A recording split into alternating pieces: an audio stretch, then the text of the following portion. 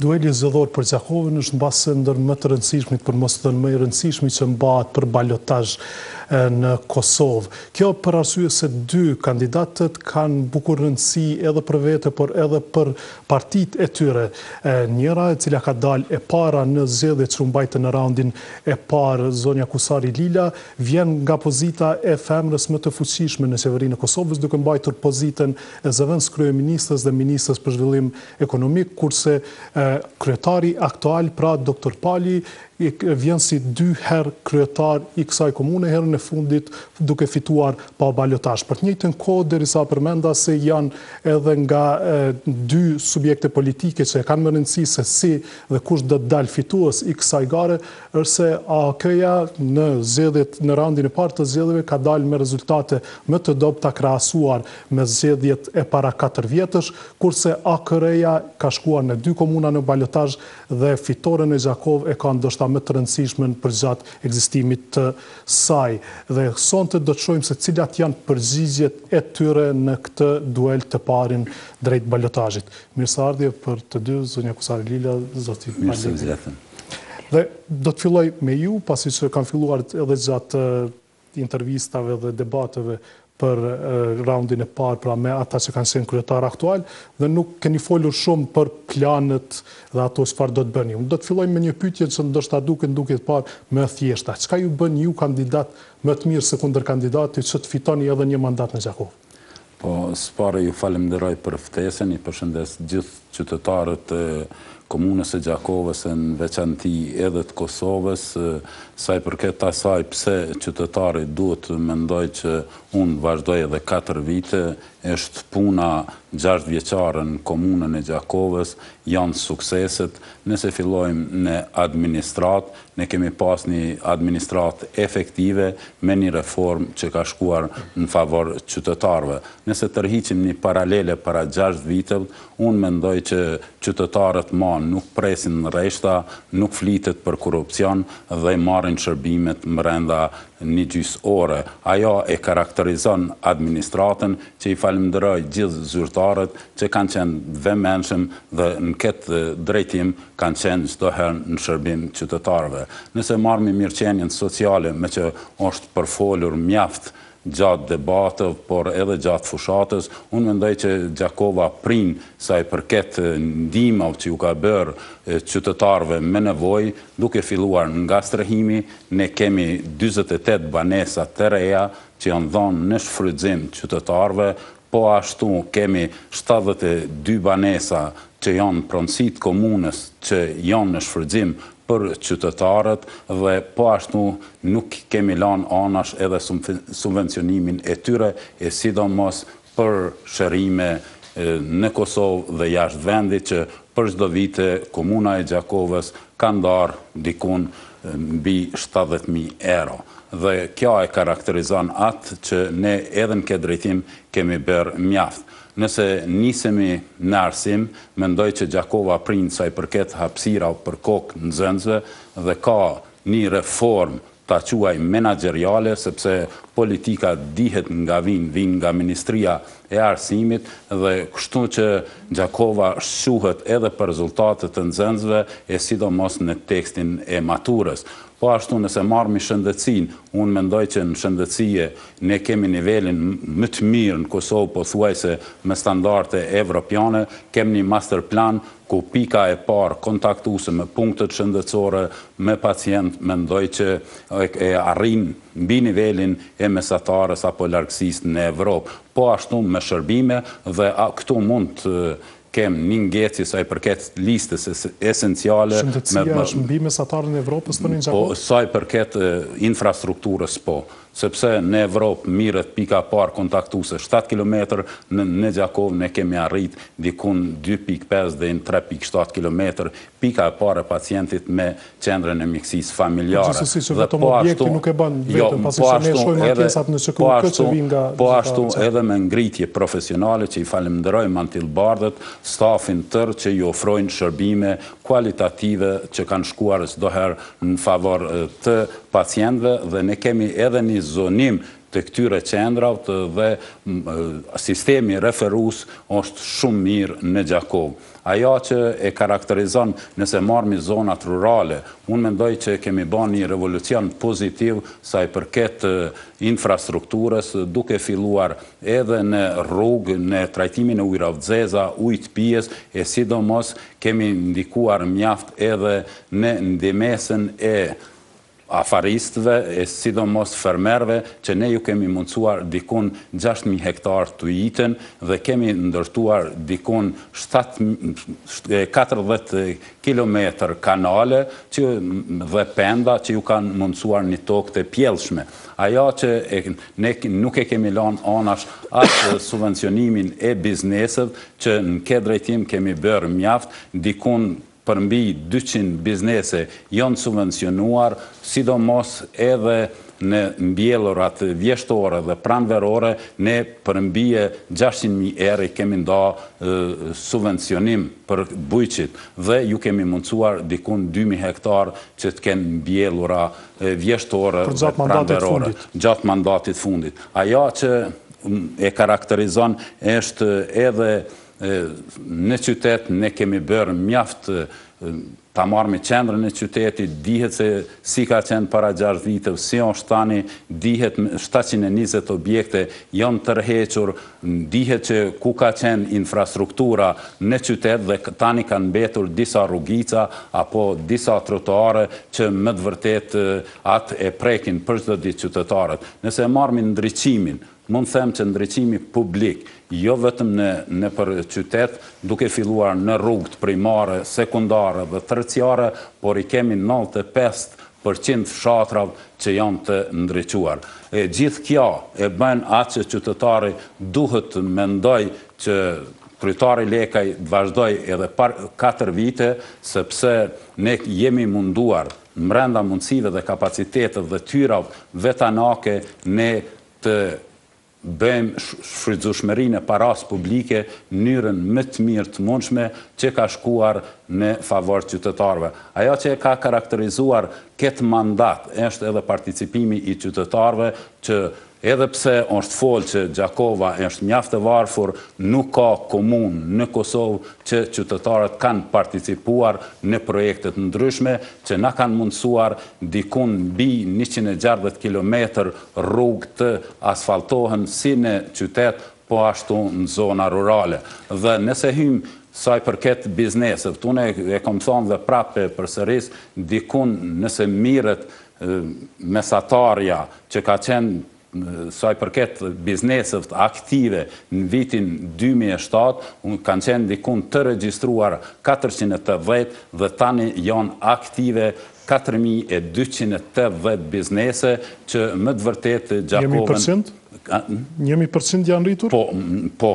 Edhe nëse e merrat mesatarën, do thotë që janë aktive dhe është përfolur edhe për monumentet, për mbrojtjet kulturore, ne në këtë drejtim nuk i kemi lënë anësh, dihet qarshia që më të vërtet është të bë rivitalizimi i saj që tani ka ndryshuar dhe më vjen shumë mirë që qytetarët aq tepër e frekuentojnë sa që ndoshta nga ndonjëherë edhe nuk mund të lëvizish.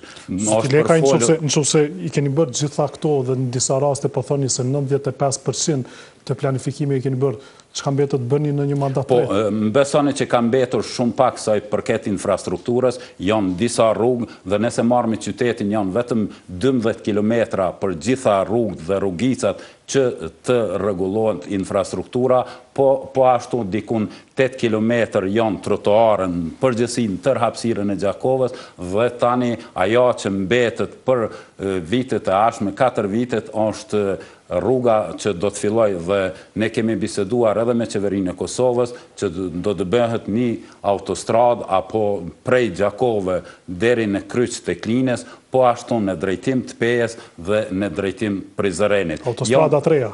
Autostrada treja, ne kemi bërë 3 projektet që kanë kushtuar... Është për 3 vjetë që duhet bëhet autostrada që ka marrë dhe një farë me miratimin e FMN-s drejt Shkupit dhe absolutisht brenda 4 vjetëve nuk vlerësohet se ka hapësirë të bëhen autostrada treja. Ne kemi biseduar sa i përket asaj që është në kufirin përcaktues të komunës së Gjakovës. Ne kemi bërë projekte, 3 projekte që kanë kushtuar 167.000 euro dhe ne këtë mrena mundësive, nëse nuk gjejmë mbështetje nga qeveria me që janë bukur vlerë madhe 25 milion, ne do të kthyer me hapësira tjera mbështetëse që ne do të fillojmë në këtë drejtim. Prandaj, e tërë kjo është ajo që qytetari do të mendoj që kryetarit Lekaj t'i vazhdohet mandati dhe për 4 vite. Kur ju thash 95% dhe 5% e kam pasi që ne kemi dëgjuar edhe kundër kandidatët për gjatë fushatës të cilët nuk janë pajtuar gjithashtu me ato që i keni thënë dhe e kemi pra kundër kandidatën e drejt për drejt tash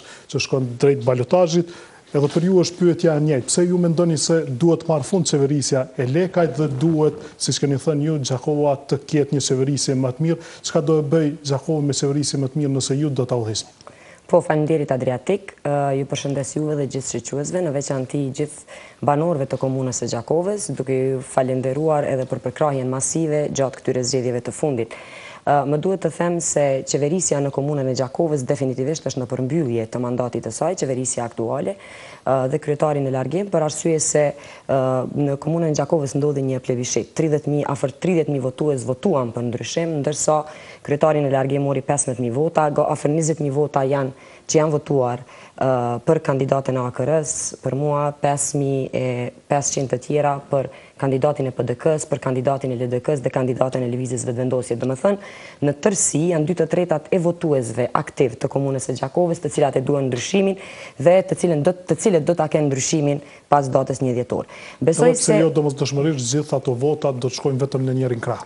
Pastaj në balotazh. Kuptohet se ata 30.000 vet kur janë bë gati të dielën e 3 nëntorit dhe janë dalë për të votuar, kanë pas në mend persona të cilët do të veprojnë ndryshe prej asaj aktuales. Se sikur të kishin, domethënë atë çfarë kemi tani e 7 vite në komunën e Gjakovës është e dishme dhe shihet.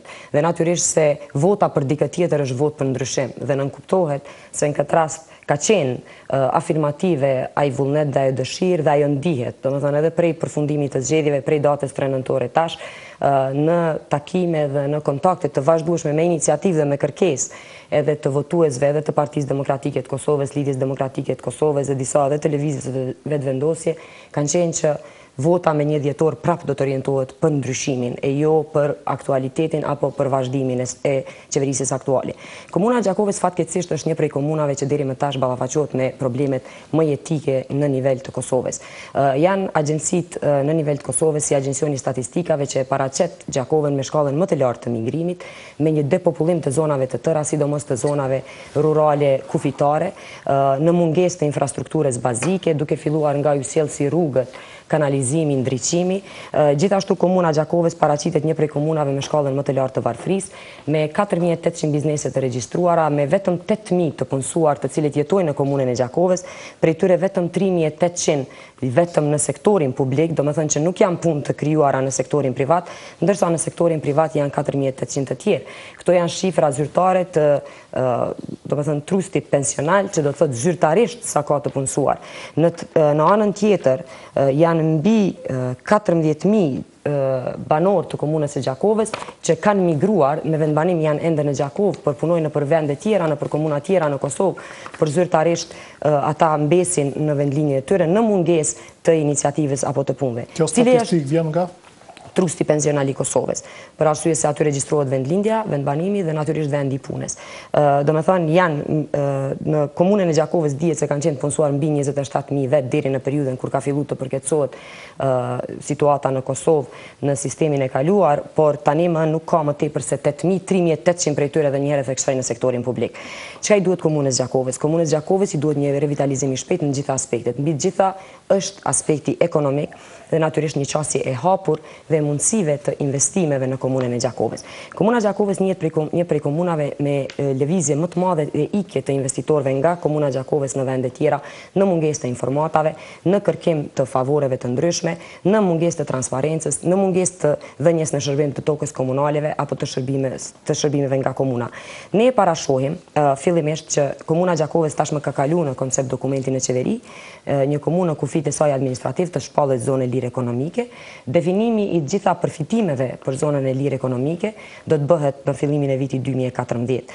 Gjithashtu në dhjetor të këtij viti do të bëhet transferi i aeroportit të Gjakovës, që do të jep një mundësi të koncesionimit dhe dhënjes në partneritet publiko-privat.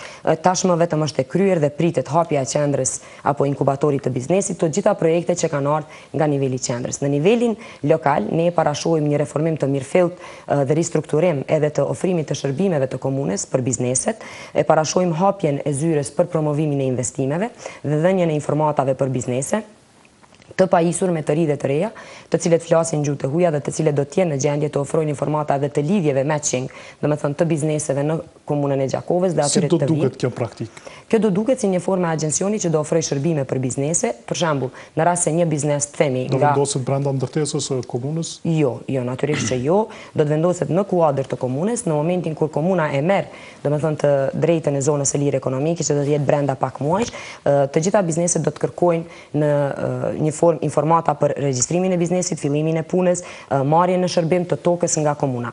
Pra po e them, komuna Gjakovës është e njohur si një prej komunave me mungesë të transparencës ekstreme, me një proces i cili tashmë është edhe nën hetime për keq menaxhimin e 138 pronave komunale, për arsye se ka pasur një dualizëm shumë të madh mbi atë se kush është pasardhës ose kush është trashëgues i BV-s komunale, ka kundërthënie brenda vetë zyrtarëve të komunës dhe dokumenteve të cilët i posedojmë që ka lëshu vetë komuna, por ato duhet të kthehen gjitha në pronësitë komunës dhe të rritet transparenca.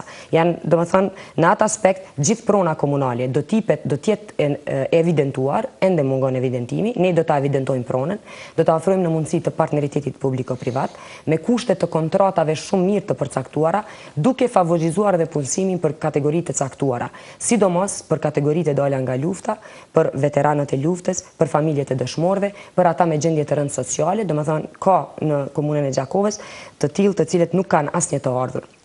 Gjithashtu, do ta lidhim aspektin e punësimit me aspektin e ofrimit të shërbimeve, do të bëjmë një përshkallëzim edhe të ofertës tatimit, gjithsesi të ngarkesave komunale, sidomos të tatimit në pronë. Sot ka një lëvizje të çrregullt nga komuna e Gjakovës për vlerësim apo rivlerësim të tatimit në pronë. Pse është çrregullt? Për arsye se është bërë një pilot projekt nga Ministria e Financave, ku i është dhënë mundësia, janë dhënë 2 kufit, kufiri minimal dhe kufiri maksimal i vendosjes së tatimit në pronë, përderisa komuna ka bërë vlerësimin dhe në komunën e Gjakovës, indikatori më i mirë i gjendjes së rëndë ekonomike do të shihet çmimi i patundshmërive. Nëse krahasohet një ari ose një shtëpi në qendër të Gjakovës me një shtëpi në qendër të Pejës apo të Prizrenit, 2 komuna me cilat afërsisht Gjakova ka një largësi prej 38 kilometrave, shohim një dallim që shkon deri në 30 apo 40% më lirë në komunën e Gjakovës se sa këtu komuna. Domethënë nuk ka fuqi blerëse. Prandaj të luhet me tatimin në pronë në komunën e cila është e mbytur, domethënë me një popullat e cila është e mbytur në borxhe se në ngarkesa, është tepër e rëndë. Ne do ta përdorim instrumentin e tatimit apo taksave komunale si një instrument edhe social. Domethënë që do të ofrohet mundësia e lirimit të kategorive të caktuara për arsye se kështu ashtu borxhi është rrit viti vete, sidomos vitin e fundit ka arritur 5 milion euro i poseduesve të pronës ndaj komunës së Gjakovës. Kjo është e para. E dyta, kemi të bëjmë me një sektor shumë të rëndësishëm dhe kjo është lidhja e sektorit të bujqësisë. Në komunën e Gjakovës ka pasur një bujqësi të rëndësishme primare dhe sekondare dhe përpunim të bujqësisë.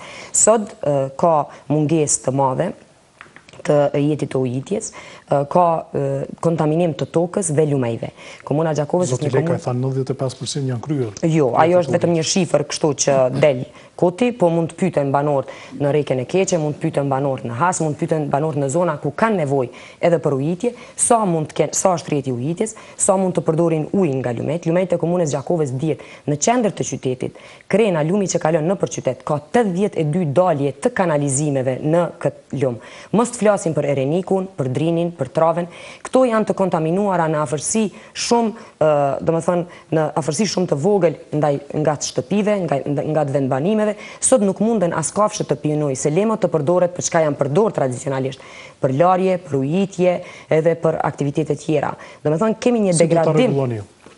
Spari, ne për sa i përket lumejve, do të punojmë bashkë me Komisionin Evropian, kemi të bëjmë me një komune cila është zonë kufitare, do të ndërlidhim projektet kufitare për cila deri më tani asnjë e them me kompetencë të plot, as edhe një projekt të vetëm nuk ka apliku Komuna Gjakovës për projekte ndërkufitare, të cilat përfshin, domethënë edhe zonën e Shqipërisë edhe atë të komunës së Gjakovës.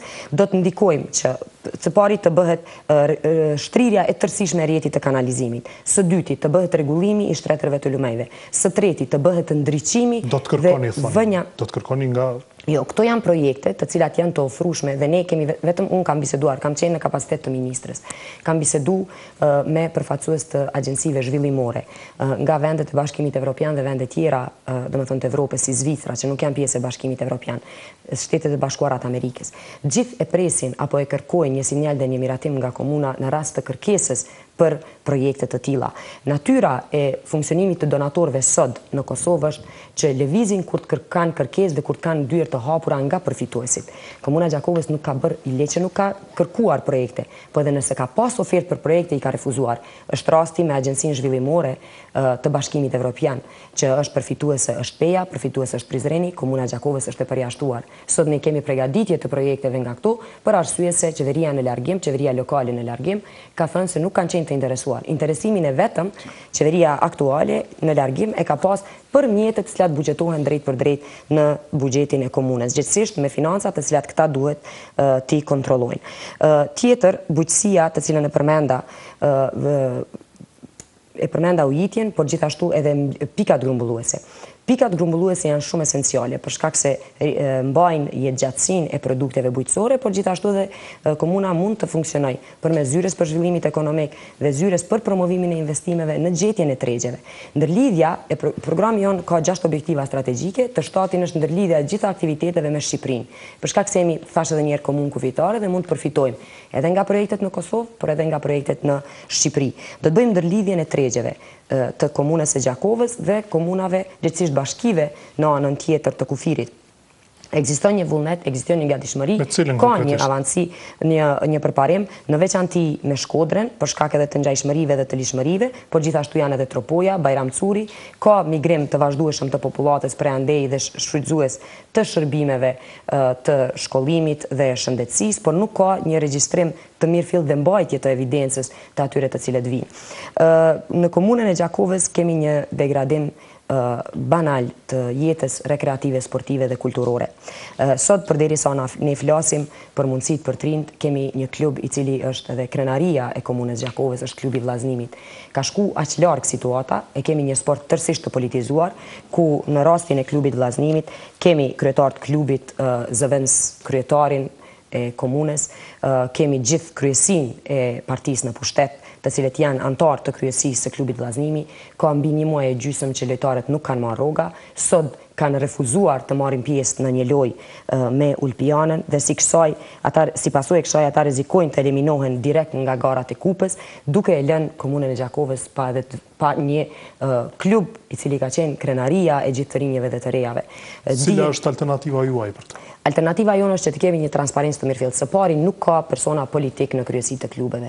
Nuk ka përcaktim nga kryetari në largim dhe të tjerët të trajnerëve dhe drejtorëve të klubeve. Sot gjitha klubet janë mbahen të politizuara si në kohë të monizmit apo të diktaturës. Ne së pari premtojmë kemi planin që të ndajmë drejtorinë e sportit dhe rinisë dhe drejtorinë e kulturës si të veçanta. Që të kemi fokus në sport, për shkak se sporti dhe kultura kanë qenë shtylla të jetës shoqërore në komunën e Gjakovës. Së dyti që në fillim viti, komuna do të ketë buxhetin e saj për gjitha klubet sportive. Do me thënë, secili klub në komunë të Gjakovës do të di se cili janë mjetet që do t'i ndahen për ta. Ndërsa vetë kryetarja e komunës do t'jetë ajo e cila bashkë me këshillin e bizneseve, të cilat do t'jenë në rol konsultativ, bizneseve prodhuese dhe shërbyese në komunën e Gjakovës, do t'i ofrojë mundësitë e sponsorizimit, duke ofruar subvencione për biznese në aspekte tjera për të stimuluar sportin. Por do t'jemi edhe promotor të sportit dhe mundësive sportive. E njëjta parashihet edhe për kulturën, por gjithashtu duhet themi një depolitizim. Sot Pallati Kulturës dhe Pallati Sporteve në komunën e Gjakovës shërbejnë për aktivitete politike. Qoftë për të shantazhu parti tjera, siç na ndodh neve Aleancës Kosova e Re, nga drejtori i rinisë dhe kulturës për shfrytëzim të sallave, qoftë për mbajtje të ceremonive politike. Pse vlerësoni shantazhin?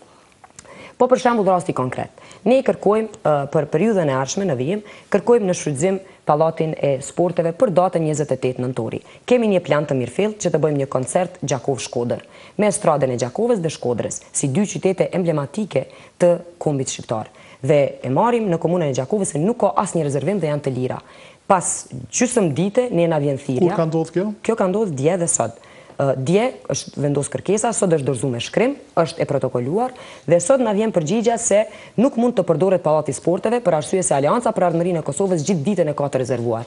Ne kemi qenë fleksibil, kemi kërkuar edhe një pjesë të ditës, thonë jo se na duhet ne përbin. Kërkojmë protokolin. Zyrtarisht në komunën e Gjakovës nuk ka asnjë kërkesë të protokoluar nga Aleanca për Ardhmërinë e Kosovës. Unë e tillë mund të sillen vetëm në shtëpinë time, jo me pronën komunale. Por, më duhet të them veç edhe të fundit. Duke që jetë ciceron i kësaj dhe nuk i asnjë bazë, po ta tham ke qenë zavendës kryeministër e qeverisë Kosovës dhe Ministrisë së Tregtisë dhe Industrisë dhe gjatë mandatit juaj, po e tham me përgjegjësi të plot për pos skandalev që mund të quhesh ministre e skandalev dhe që 200 milion euro kanë ikur nga Kosova, nga investitorët, asgjë. Ma thuaj një projekt. Pse ministre e skandaleve? Po dihet, nëse mirëm Sharcemin, dihet që kush e merr vendimin sa i përket ndalesës apo embargos që ja ka bën Shqipërisë. Nuk e merr Ministria e Tregtisë, ligji e thot ndryshi, Këshilli i Ministrave dhe pse asnjëherë nuk është prononcuar ish ministri i financave, që është kompetencë e tina për skandalin që ka ndodhur me Sharcemin. Dhe tani mund vije si shpetimtare e Gjakovës që mendoj që nuk ka asnjë bazë. Merre edhe atë që e ka quajtur patriotike sa i përket embargos së grunit me Maqedoninë. Pa ajo ka qenë për gjitha shtetet që kanë rrethu Maqedoninë një vendim dhe prap dul politike. Dhe prandaj, po ashtu gjatë Sharcemit, dihet që nëse ndonjëherë kanë thonë vetë qytetarë dhe bizneset, rruga e kombit na bashkoj, mimoza na ndar, s'ka koment. Prandaj, po ta tham, për qytetarët e Gjakovës dhe për mua personalisht, për 3 vite, çka bane për qytetarin e Gjakovës? Ma thuaj vetmin projekt, ma thuaj vetmin një cent që e ki prunë në Gjakovë. Dhe tani, është e pavërtet kur thunë, sepse duhesh ta dish mirë se si funksionon komuna e Gjakovës. Qeverisja lokale, duhesh t'i dini mirë kompetencat, tatimin e pronë, nuk e bie, nuk është në kompetencë të komunës apo komuna të Kosovës. Ne kemi pas laramani çmimesh, mirë po është marrë vendimin nga qeveria që dihet sa tatimin pronë sa paguhet dhe nuk qëndron fakti se në qendër qytetit është prona me lirë se sa dikun tjetër. Ma thuaj një krahasim për këtë. Dhe kur e thoni këtë, mu m'jepni me kumtue që fare asgjë dhe nuk e keni lexuar ligjin mbi qeverisin lokale. Dhe kur e thoni që duhet tokat për ujitje, më thuaj në cilën hapësirë duhet. Në Rekeqe, 6.000 hektar janë mundësuar të ujiten, me 30 km kanale. Kur thoni ndriqimin publik, ma thuaj në cilën fshat nuk ekziston ndriqimi publik për posë në 5 shatra. Ne vazhdojmë, po... Ajo, kur e thoni për sport, ju e dini që Komisioni Evropian ka investuar 2.180.000 euro në Pallatin e Sporteve dhe është duke përfunduar po ashtu fushën sportive. Dhe kur e përmendi vllaznimin, nuk ka komuna, nuk ka kryetar i komunave që ka investuar ma tepër. Dhe është një muj që nuk e kanë marrë pagën, pyti klube tjera. Dhe mund vini këtu dhe të thoni nuk mund t'i mashtroni qytetarët. Dhe kanë marrë, çka është puna pagave dhe... Paga mirë nesër pagat, dhe nuk është e vërtet që nuk e kanë zhvillu ndeshjen, sepse ndeshja nuk o lujtë sot, pas e informacion nga buar, dhe më vjen shumë keq që e politizoni ju. Dhe ajo që Si ta qartësojmë, pasi thoni nuk është zhvilluar ndeshja, dhe ndeshja nuk është zhvilluar, ka thoni edhe ju. Nuk ka, sot s'ka pas ndeshje futboll, nuk ka qenë planifikuar. Dhe unë nuk e dije që dikush ka investuar ma shumë se sa Gjakova sa i përket klubeve sportive. Për çdo vit ka investuar dikun 120.000 euro.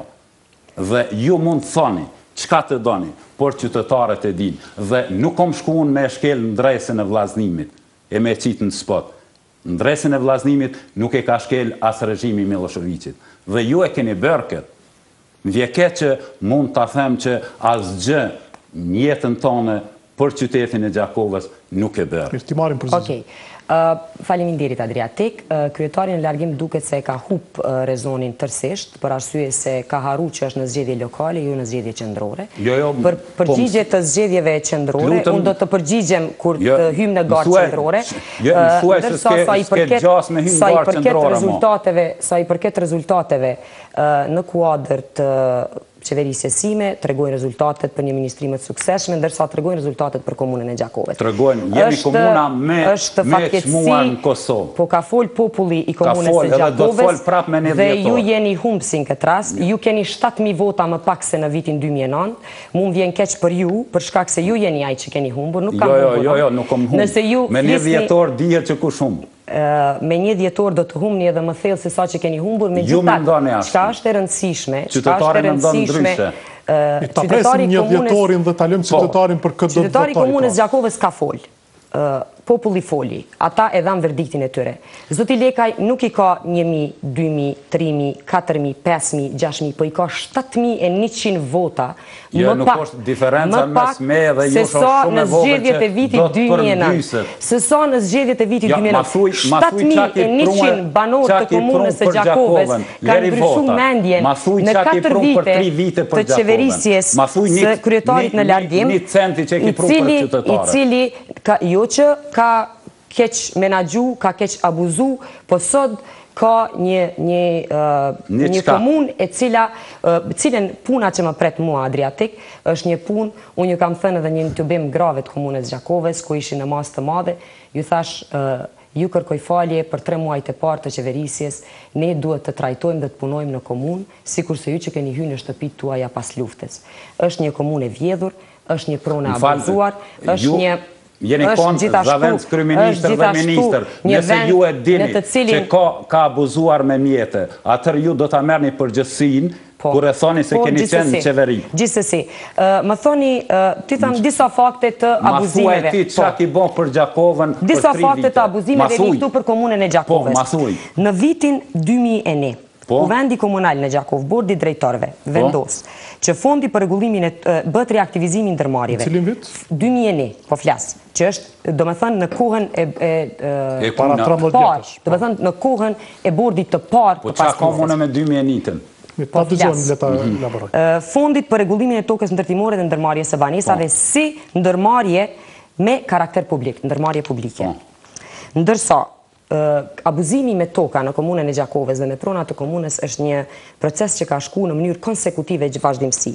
Me urdhër të kryetarit në largim, kërkes të avokatit të komunës, bëhet në vazhdimsi tjetërsimi i pronës. Rasti konkret është i pronës së Erenikut nga komuna Gjakovës me urdhër të kryetarit. Kjo është nga Ereniku në pronësi të komunës së Gjakovës. Unë po flasë kur ti prezantoj gjitha faktet që mund të ndërhyni.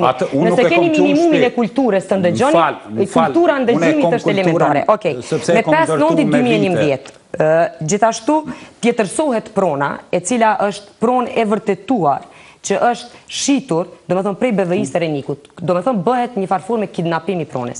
Qka ndodh tjetra? Bëhen ankesa. Bëhen ankesa. Ndërsa, është vetë drejtoria e urbanizmit, pranë komunës së Gjakovës, që me 29, 20 shtator, e konfirmon, 2011, që e konfirmon që kontrata është valide shitblerjes së patundshmërive, do me thënë në mes të BVI-s dhe tregtisë, gjithsesi e Renikut, dhe komuna nuk ka të drejtë të marrë këtë pronë. Shkon kryetari në largim është i njohur për hidhnakrinë e tij dhe për hakmarrjen që e bën padi penale. Bën padi penale në prokurorinë komunale në Gjakovë, në datë 21/11/2011, për këtë çështje. Do me thënë, padit penalisht për fatësuesit e tregtisë lidhur me këtë çështje. Çka ndodh? prokuroria ja kthen përgjigjen se kjo padim nuk ka bazë dhe si e tillë mund të shkojë vetëm në padi civile. Pak ditë më pak, prokuroria kthen. Gjykata, prokuroria merret vetëm me hetime. Prandaj gjykata e kthen se nuk ka bazë për hetime. Atër prokuroria jo. Ndërsa çka ndodh më tutje?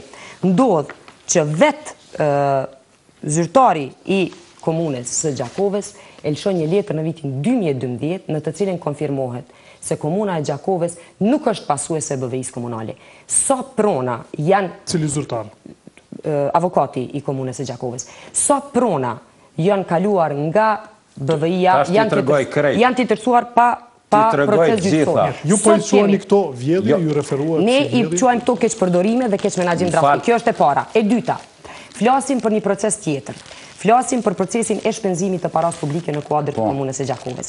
Kemi të bëjmë me një komunë e cila edhe ka arrit aq larg, sa dhe gjatë procesit të auditimit të auditorit general, ekzistojnë parametra fillestar dhe fakte fillestare se ka shku aq larg, sa zyrtarët komunal kanë marrë dhe në një farë forme edhe kanë korruptu zyrtarët të auditorit general. E them me kompetencë të plotë, është emision live, ekziston edhe faktet që këta kanë mbajt afër vetit dhe prap raporti auditorit ka dalë shumë i keq. Çka ka dalë raporti auditorit?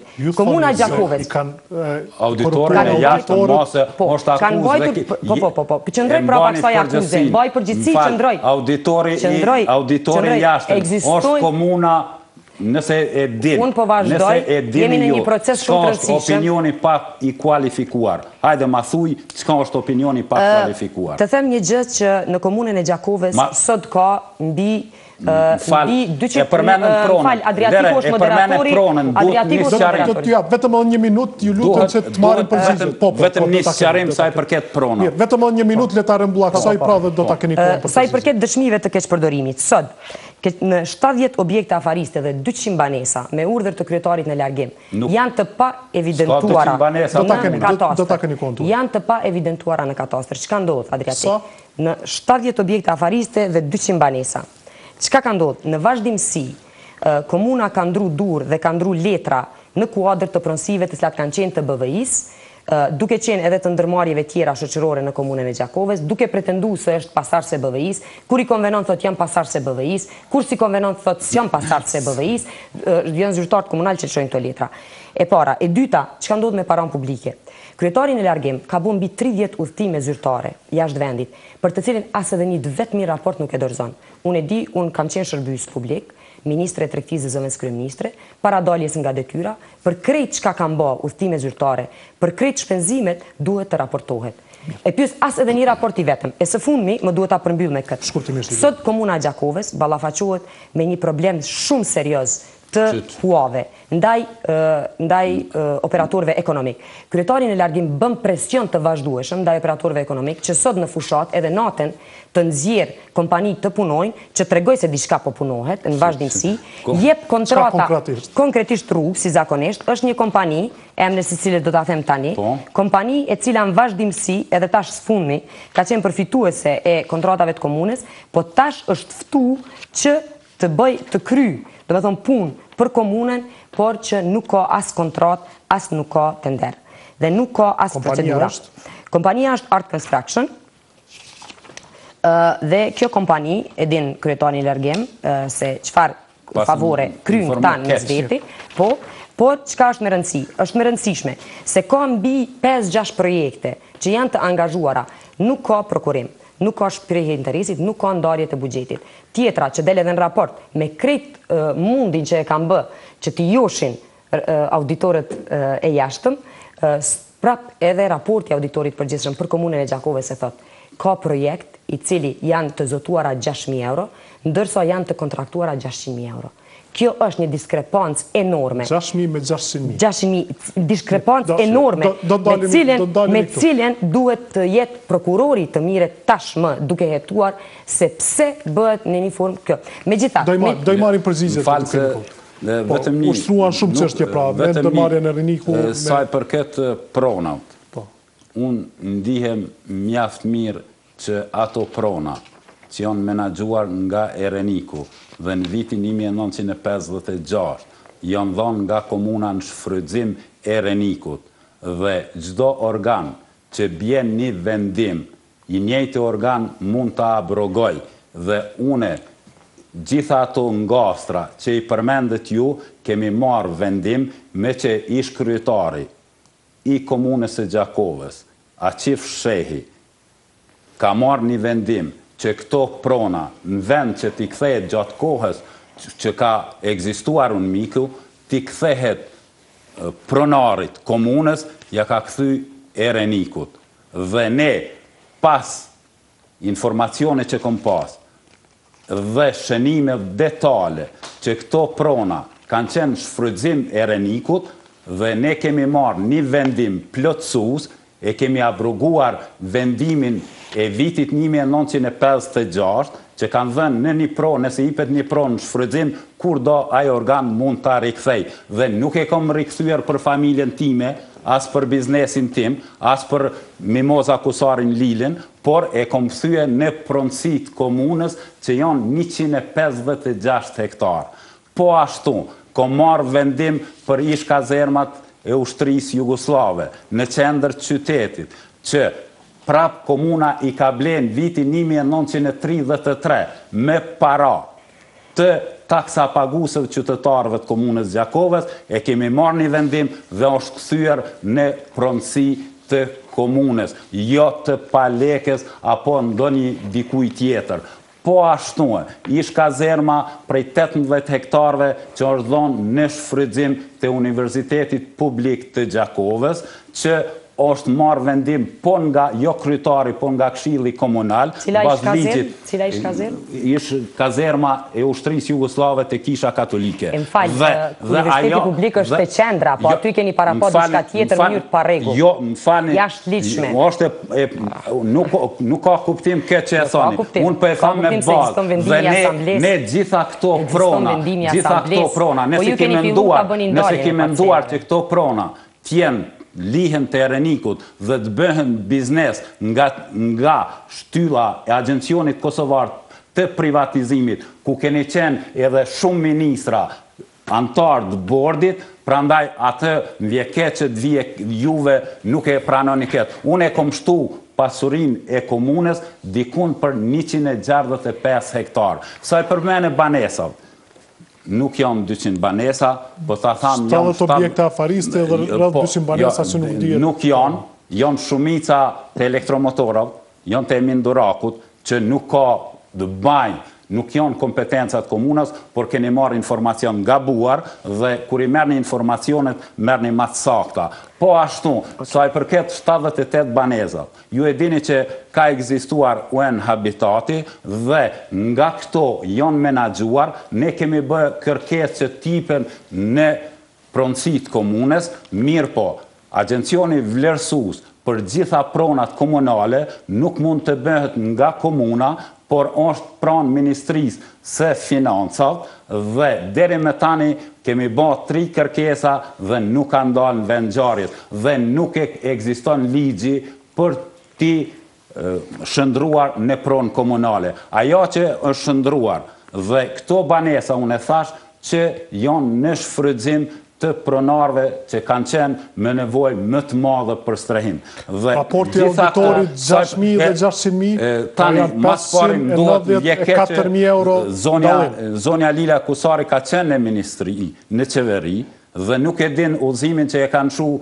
kryeministri i Kosovës, zotri Hashim Thaçi, për mos me qenë prolongim i tenderëve, që me pri që të zotohen gjitha mjetet, e ka lëshuar këtë udhëzim në vitin 2007 dhe atë e ka cituar që decisivisht është ndaluar të shpenzohen më shumë mjete se sa të zotuara. Hi syve mos i qitni askujt. Në vitin 2007, udhëzimi administrativ i qeverisë Kosovës nuk ta lejon ligji i menaxhimit financave publike, kontraktimin e mjeteve më të mëdha se të zotuara, del në raport të auditorit. Se si adoni udhëzimi raportit të auditorit. Skandale që i keni bë ju në Ministrinë e Tregtisë. Nuk mundësh mi shumë. Une jam i vetëdijshëm dhe jam çmuar si kryetari më i mirë i shfrytëzimit të paras publike janë vlerësuar nga gjitha agencionet dhe saj përket tyra vetanake. Mendoj që komuna e Gjakovës është ndër komunat me borgje më të mëdha në nivel të Kosovës. Falë bre, është auditimi dhe atë auditimi i përgjithshëm. Je ke që i etiketon njerëzit. Nuk duhet mi etiketu njerëzit që kanë punuar me ndërshmërinë më të madhe. Prandaj, mos punën e juaj, mos e lëshob. Nuk dije, më falë, qa keni bo ma thuaj për qytetarët e Gjakovës. Po kthehemi te prona komunale. Prandaj, gjitha këto. Do kthehemi te prona komunale, por na duhet të bëjmë një shkputje për të parë një blok reklamash. Do kthehemi me pjesën e dytë pra. Çndrojmë ne, kthehemi pas pak minutash.